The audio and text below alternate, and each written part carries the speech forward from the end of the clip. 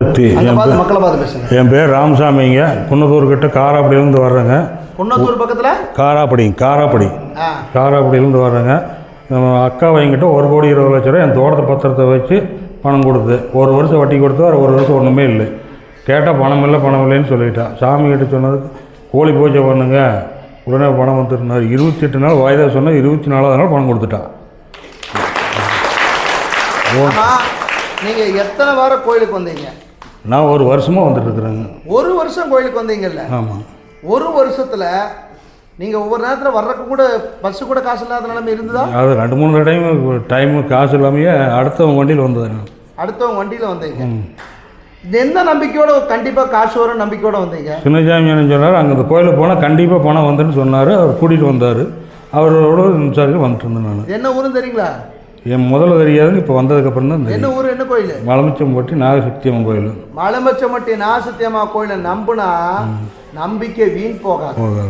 நம்பிக்கை வீண் போகாது. 1 வருடம் தவறாம கோயிலுக்கு வந்தார். ஆமாம். நான் சொன்ன கடைசியா காளிக்கு ரத்தப்படி கொடுங்க போது, சாமியை கிட்ட சாப்பாட்டுக்கே காசு சிரமப்படுறேன், நான் எல்லா பணத்தையும் இழந்துட்டேன், எது பழி பூஜை கொடுக்குறாரு, எப்படியாச்சும் கொடுத்துருப்பான்னு கொடுத்து 27 நாள் உனக்கு கணக்கு கொடுக்குறேன்னு 24 நாள் அவனே கொண்டு வந்து பணத்தை கொடுத்துட்டு போயிட்டான். அவனே பணத்தை கொடுத்துட்டு போயிட்டான்.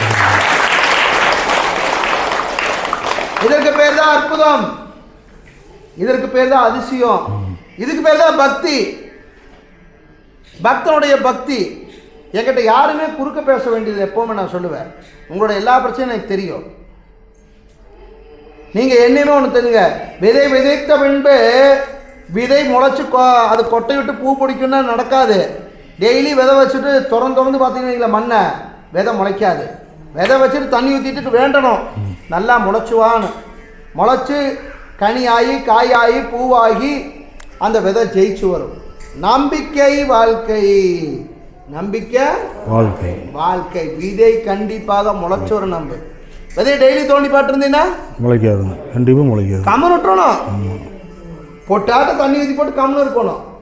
அப்போ தான் என்ன ஆகும், விதை முளைக்கும், காய் காய்க்கும், பூ பூக்கும், காய் பழமாகும். அதுக்கப்புறம் தான் மீண்டும் விதை கிடைக்கும். கோயிலுக்கு வந்து அடுத்த நாள் நடக்குமானா ஒன்றும் நடக்காது. எப்பவுமே நம்பிக்கையோடு இருங்க, நல்லது நடக்கும்.